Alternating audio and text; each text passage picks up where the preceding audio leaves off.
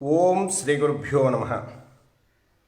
అది 2011 మార్చి 11 మధ్యాహ్నం 2:46 పసిఫిక్ తీరంలో తీవ్రమైనటువంటి భూకంపం. రెక్టార్ స్కేల్పై 9 నుండి 9.1 మ్యాగ్నిట్యూడ్గా నమోదైనటువంటి ఈ తీవ్ర భూకంపం జపాన్ దేశాన్ని అతలాకుతలం చేసింది. దీని ప్రభావంతో వచ్చిన సునామీ జపాన్లోని ఫుకుషిమా డైచీలోని న్యూక్లియర్ పవర్ ప్లాంట్లో ఘోర ప్రమాదానికి కారణమైంది. ఈ ప్రమాద తీవ్రతను తగ్గించేందుకు న్యూక్లియర్ పవర్ ప్లాంట్ను స్టెబిలైజ్ చేయడానికి యువ ఇంజనీర్ల బృందం ప్లాంట్లోకి ప్రవేశించడానికి సిద్ధమవుతోంది. న్యూక్లియర్ ప్లాంట్ దెబ్బతింటం వల్ల అణుధార్మిక కిరణాలు బయటకు వెలువడితే అవి సోకిన వారు క్యాన్సర్ వ్యాధిన పడే ప్రమాదం ఉంది. అప్పుడే ఓ వృద్ధుడు 72 సంవత్సరాల రిటైర్డ్ ఇంజనీర్ యసుటెరా యమడా అనే వ్యక్తి తనలాగనే 60 సంవత్సరాలు దాటి పెన్షనర్లుగా ఉన్న విశ్రాంత ఉద్యోగస్తులతో ఫోను ద్వారా, ఈమెయిల్స్ ద్వారా, ట్విట్టర్ ద్వారా వారిని ఒప్పించి ప్రభుత్వ పెద్దలతో సంప్రదించాడు.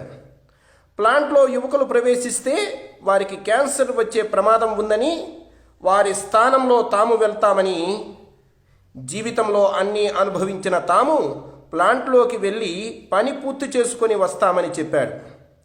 ఏదైనా ప్రమాదం జరిగినా యువ ఇంజనీర్లు రక్షించబడతారని, వాళ్ళ అవసరం దేశానికి చాలా ఉందని ఒప్పించడానికి ప్రయత్నించారు. Even we were exposed to radiation, cancer could take 20 to 30 years or longer to develop అంటూ భరోసాగా పలికి ఒప్పించి ప్లాంటులోకి ప్రవేశించి పని పూర్తి చేశారు. ఇది 2011 ఘోర సునామీలో 18,500 మందిని పోగొట్టుకున్న జపాన్ దేశం నుండి యసుటెరా యమడా నేతృత్వంలోని 200 మందికి పైగా వృద్ధులు ప్రపంచానికి చూపిన అద్భుత దిశానిర్దేశం, నిజమైనటువంటి పెద్దరికం. సరిగ్గా ఇదే సునామీ సమయంలోనే అదే జపాన్లోనే ఫుకుషిమా ద్వీపంలోనే ఓ చోట ఆహార పంపిణీ జరుగుతోంది. పెద్ద క్యూ లైన్లో అక్కడెక్కడో ఉన్న ఓ చిన్నారి ఓ కార్యకర్త కంటపడ్డాడు. ఆ పిల్లవాడిని సైగ చేసి పిలిచి ఆహారం పొట్లం చేతిలో పెట్టి, చిన్నపిల్లలు క్యూలో నిలబడాల్సినటువంటి అవసరం లేదు, ఒకవేళ నేను చూడకపోయి ఉంటే మేము పంచే ఆహారం క్యూలో నీ దాకా సరిపోయేది కాదు, తీసుకొని పో అన్నాడు. ఆ పిల్లవాడు నేరుగా వెళ్ళి తను నిలబడిన చోట తన వెనుక నిలబడిన ఓ వృద్ధునికి ఈ పొట్లం ఇచ్చి వెళ్ళటం ఈ కార్యకర్త చూశాడు. మరలా పిలిచి, ఆయన మీ తాత అని అడిగాడు. కాదని సమాధానం చెప్పాడు పిల్లవాడు. బంధువా అని ప్రశ్నించాడు. ఎవరో తెలియదన్నాడు. మరి ఆయనకెందుకు ఇచ్చావు అని ప్రశ్నించాడు. మీరే చెప్పారు కదా ఆహారం అక్కడి దాకా అందదని. ఆ పెద్ద ఆయన నిలబడలేని స్థితిలో ఉన్నాడు. ఈ ఆహారం నాకంటే ఆయనకే ఎక్కువ అవసరం అన్నాడు పిల్లవాడు. మరి నీ కుటుంబ సభ్యులెక్కడా అని ప్రశ్నించాడు కార్యకర్త.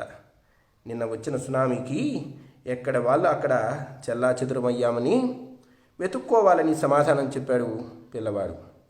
ఘోర ప్రమాదంలో సర్వాన్ని కోల్పోయిన ఓ పిల్లవాడు పెద్దల ఎడల చూపినటువంటి బాధ్యత ప్రపంచానికి అందించిన మహోన్నత సందేశం. ఇదే సమయంలో జపాన్లో అనేక అద్భుతాలు ఆవిష్కరణ అయ్యాయి. భూకంపానికి కదిలిపోయిన గోడలతో పైకి లేవని షట్టర్లను గుణపాలతో పగలగొట్టి పైకి లేపి నిత్యావసర దుకాణాలు తెరిచారు దుకాణదారులు.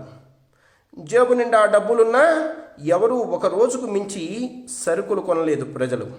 కారణం, తాము అలా కొంటే పెద్ద పెద్ద క్యూలలో తమ వెనక గంటల తరబడి నిలబడిన జనానికి సరుకులు అందవేమోననే భయంతో ఒక్కరూ క్యూ లైన్ దాటి ముందుకు రాలేదు.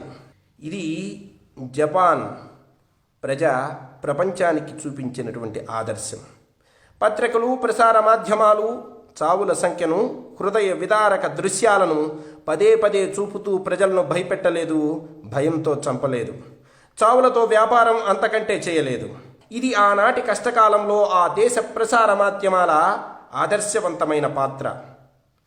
భారతదేశం నుండి వచ్చిన బౌద్ధ గురువులు నేర్పించిన సంస్కారాలే దీనంతటికీ కారణం అని చాలామంది సాధారణ జపనీయుల అభిప్రాయం. కానీ నా దేశంలో 2014 హుద్హుద్ తుఫాను వస్తే ముఖ్యమంత్రి బస్సులో ఉండి పరిస్థితిని సమీక్షిస్తుంటే ఆ ప్రక్కనే 10 రూపాయల పాల ప్యాకెట్టు 120 రూపాయలకు అమ్మిన వ్యాపారస్తులు ఉన్నారు. నిత్య అవసరాలు అధిక ధరలకు అమ్మితే కేసులు పెడతామని భయపెట్టినా పూర్తిగా నియంత్రించలేనటువంటి దుస్థితి. నేడు 2020 40 రోజుల తరువాత మద్యం దుకాణాలు తెరిస్తే పదుల సంఖ్యలో పోలీసుల్ని పెట్టి క్యూలైన్లో జనాన్ని నిలబెట్టాల్సినటువంటి పరిస్థితి. ఆహార పొట్లాలు పంచే చోట కుటుంబ సభ్యులకని, ఎదిరింటి వారికని, ప్రక్కింటి వారికని పదుల సంఖ్యలో పట్టుకుపోయేటువంటి దుస్థితి. గ్రామాలు దాటుతున్న సాధువులను రాత్రులందు రాళ్లతో కొట్టి చంపేటువంటి దీనస్థితి. దైవమా, నా దేశాన్ని కాపాడు.